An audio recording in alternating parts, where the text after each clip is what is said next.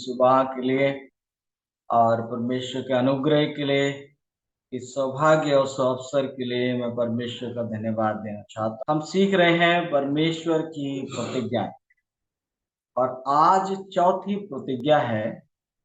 और चौथी प्रतिज्ञा जो है हमें विश्राम की प्रतिज्ञा देता है। परमेश्वर हमें विश्राम देने की प्रतिज्ञा जो है वो करता है। विश्राम किससे? अभाव से, हर प्रकार के अभाव से विश्राम। विश्राम शत्रुओं से, विश्राम समस्याओं से, विश्राम बीमारियों से, विश्राम परिश्रम से, विश्राम डर से। हर वो चीज जो इंसान को तोड़ती है, कमजोर करती है, अंदर लगातार भागने की चाहत पैदा करती है, उन तमाम से परमेश्वर यहोवा आपको और मुझे विश्राम देना चाहता है। चौथी आज्ञा एक बहुत बड़ी प्रतिज्ञा है उनके लिए जो परमेश्वर पर भरोसा करके उसके साबत दिन का पालन करते हैं। मैंने सीखा है, अंग्रेजी में ये सेंटेंस है और अंग्रेजी में बहुत अच्छा। Sabbath will keep them those who keep the Sabbath। साबत उनकी रक्षा करता है जो साबत का पालन करते हैं। इस्राएलियों का इतिहास उठाकर आप देख लीजिए, जब तक उन्होंने साबत का पालन किया परमेश्वर ने उन्हें गिरने नहीं दिया, परमेश्वर ने उनको गुलामी में जाने नहीं दिया, परमेश्वर ने उन्हें शत्रुओं के हवाले नहीं किया। लेकिन जब उन्होंने साबत को त्याग दिया तो परमेश्वर ने उनको त्याग दिया, परमेश्वर उनकी रक्षा नहीं कर सका। आपके पास मोबाइल है, मेरे पास भी है। आप कितने दिन तक इसको बिना रिचार्ज रख सकते हैं? बिना चार्ज किए कितने दिन रख सकते हैं? अगर आप इसको, कुछ लोग डेली चार्ज करते हैं, कुछ लोग दूसरे दिन या तीसरे दिन। अगर आप इसे चार्ज ना करें तो क्या होगा? ये आपके लिए बेकार हो जाए। उसी तरह से जो विश्राम दिन का समय परमेश्वर ने हमको दिया है, आज हम उस पर ध्यान और मनन करेंगे। ये हमको चार्ज करता है, ये हमारे जीवन को रिन्यू करता है। हमें ये पवित्र समय परमेश्वर ने दिया है। आज पढ़ा गया है कि 6 दिन परिश्रम करके तू अपने सारे काम काज कर लेना, परंतु 7वें दिन जो परमेश्वर का पवित्र दिन है, उसमें ना तो तू, ना तेरा बेटा, ना तेरी बेटी, ना तेरा दास, ना तेरे पशु, ना तेरे मेहमान जो तेरे फाटकों के अंदर हो, कोई भी किसी प्रकार का कामकाज ना करना, क्योंकि परमेश्वर यहोवा ने 6 दिन में स्वर्ग और पृथ्वी और समुद्र और जल के सोते बनाए हैं और 7वें दिन को परमेश्वर ने आशीष दी है, पवित्र ठहराया है और विश्राम किया है।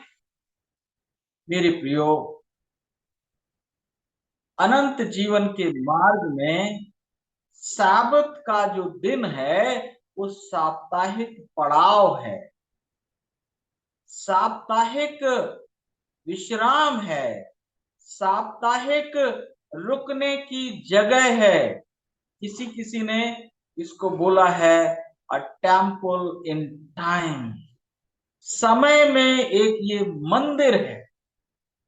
आप लगातार नहीं चल सकते, जिस तरह से एक फोन लगातार नहीं चल सकता, जानवर लगातार नहीं चल सकते, हमारा परिवार के तमाम जो सदस्य हैं वो लगातार काम नहीं कर सकते। हमें एक पड़ाव की जरूरत है, हमें एक ठहराव की जरूरत है। और इसलिए बाइबल कहती है कि साबत का दिन मनुष्य के लिए बनाया गया है।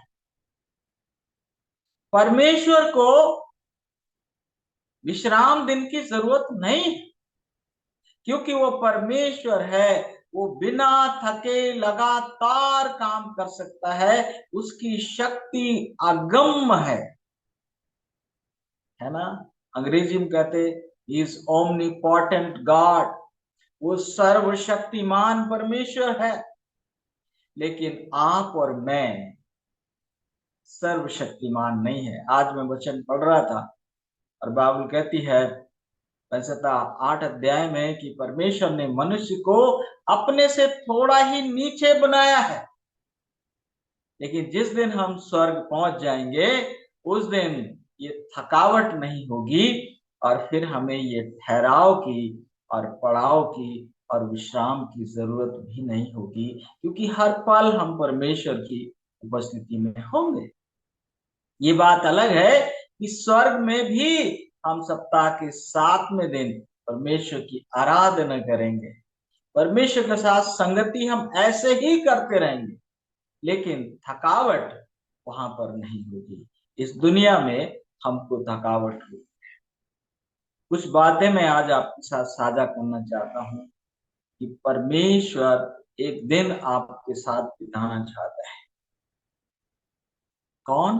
परमेश्वर, सारे संसार का स्वामी, सनातन काल का यहोवा परमेश्वर आपके साथ सप्ताह का एक दिन बिताना चाहता है। उसके पास ढेर सारी योजनाएं हैं जो आपके ऊपर प्रकट करना चाहता है। उसके पास ढेर सारी आशीषें हैं जो आपको वो देना चाहता है। वो आपके दुखों को लेना चाहता है, आपकी समस्याओं को लेना चाहता है, आपकी पीड़ाओं को उठाना चाहता है। और इसके लिए वो चाहता है कि आप एक दिन उसके साथ बिताएं। और वो यूं ही सेतमेत में आपका दिन एक नहीं चाहता है, बल्कि वो इसका भुगतान भी करता है। वो सप्ताह के छठे दिन 2 गुना मन्ना इसलिए देता है ताकि आप 7वें दिन परमेश्वर के साथ समय बिता सको, क्योंकि आपको इस विश्राम दिन की जरूरत है। परमेश्वर की दया को समझने की कोशिश तो करें। लोग साबत को नहीं समझ पाए और इसलिए वो साबत के दिन भी भागते रहते हैं। लोग साबत को नहीं समझ पाए और इसलिए वो जल्दी थक जाते हैं, जल्दी टूट जाते हैं, उड़ान नहीं भर पाते हैं, अपने सपनों को पूरा नहीं कर पाते हैं, क्योंकि वो अपनी आत्मिक बैटरी को चार्ज नहीं करते। पहली बात, एक दिन परमेश्वर हमको देता है, उसका भुगतान करता है ताकि हम अपने भले के लिए परमेश्वर के पास जा सके। परमेश्वर से अनुग्रह और आशीष और करुणा और मार्गदर्शन और सांत्वना और शांति और सामर्थ और वो सब कुछ हम प्राप्त कर सके, इसकी हमें जरूरत है। और इसके अलावा अपने सारे बोझ, सारी समस्याएं, सारी चिंताएं, सारे दुख, सारी पीड़ाएं, सारी निराशाएं हम उसको दे सकें, ये तो हमारे भले के लिए। दूसरी बात ये है कि ये जो चौथी प्रतिज्ञा है, इसमें यह है कि परमेश्वर हमको पवित्र बनाना चाहता है। पवित्रता के बिना कोई परमेश्वर का दर्शन नहीं कर सकता। प्रभु यीशु मसीह ने कहा, जैसे तुम्हारा बुलाने वाला पवित्र है, तुम पवित्र हो। और साबत का पालन हमें पवित्र करता है, क्योंकि उन 24 घंटों में हमारा पूरा ध्यान हमारे परमेश्वर पर, उसके वचन पर, उसकी प्रतिज्ञाओं पर, प्रार्थना पर, ध्यान पर, मनन पर, स्तुति गान करने पर होता है। हमें दुनियावी कामकाज की चिंताएं नहीं होती हैं। और जब हम परमेश्वर की उपस्थिति में रहते हैं, पवित्र परमेश्वर की उपस्थिति में रहते हैं, पवित्र वचन का अध्ययन करते हैं, पवित्रता में लिखे हुए गीतों को गाते हैं, पवित्र लोगों के साथ संगति करते हैं, तो हम पवित्र होते जाते हैं। सप्ताह भर में जो हमसे गलतियां हुई हैं, गंदगियां हमारे विचारों में, हमारे ख्यालों में आ गई हैं, उन सबको धोने और साफ करने का समय होता है। तीसरी बात यह है कि परमेश्वर हमको आशीषित करना चाहता है। ये वो दिन है जो आशीष का दिन है। आशीषें हर दिन मिल सकती हैं, लेकिन 7वें दिन जो आशीषें हैं वो पवित्रता के साथ आशीष, उन आशीषों के साथ पवित्रता भी शामिल है, उन आशीषों के साथ विश्राम भी शामिल है। अगर आप पेट्रोल पंप पर जाते हैं और अपनी कार में आप पेट्रोल भरना चाहते हैं, तो आपको रुकना पड़ता है। क्या यह संभव है कि भागते भागते आपकी गाड़ी में पेट्रोल भर जाए? अभी तो संभव नहीं है। आने वाले समय में यह संभव हो सकता है, लेकिन आत्मिक जीवन के लिए पड़ाव जरूरी है। पवित्र पड़ाव है ये साबत का दिन, जो परमेश्वर मुझे और आप देना चाहता है। और खास बात याद रखने की ये है, साबत के दिन एक और बड़ी प्रतिज्ञा है। साबत से ही आपको याद रहता है कि आपका और परमेश्वर के साथ रिश्ता क्या है। नहीं तो फिर आप डार्विन थ्योरी और दुनिया की थ्योरी में फंस जाएंगे, जो कहती है कि कोई परमेश्वर है ही नहीं। साबत की आज्ञा ही तो बताती है कि आपका और मेरा सृजनहार परमेश्वर है। हम परमेश्वर की योजना के अनुसार परमेश्वर के हाथों से बनाए गए हैं और परमेश्वर की समानता में बनाए गए हैं। हम परमेश्वर के लिए बनाए गए हैं। यो, अगर आप साबत को भूल जाएंगे तो आप अपने जीवन के उद्देश्य को भूल जाएंगे, और जिस दिन आप जीवन उद्देश्य को भूल जाएंगे तो आपकी जिंदगी एक कटी हुई पतंग हो जाएगी, और कटी हुई पतंग की कोई मंजिल नहीं। तो क्या करना है? साबत के दिन को भूलना नहीं, क्योंकि यही एक आज्ञा है। इसके आरंभ में बोला गया है, रिमेंबर टू कीप द साबत होली। साबत के दिन को पवित्र मानने के लिए स्मरण रखना, भूलना नहीं है। आपको पता है, जब दिनों के नाम नहीं थे, इस्राएली लोग, परमेश्वर के लोग किस तरह से दिनों को गिनते थे? साबत के बाद पहला दिन, साबत के बाद दूसरा दिन, साबत के बाद तीसरा दिन, साबत के बाद चौथा दिन, साबत के बाद 5वां दिन, और फिर तैयारी का दिन। बाइबल में तैयारी का दिन का तो जिक्र है। वो तैयारी का दिन था जिस दिन हमारे प्रभु को क्रूसीफाई किया गया था। तैयारी का दिन उसको क्यों कहा गया है?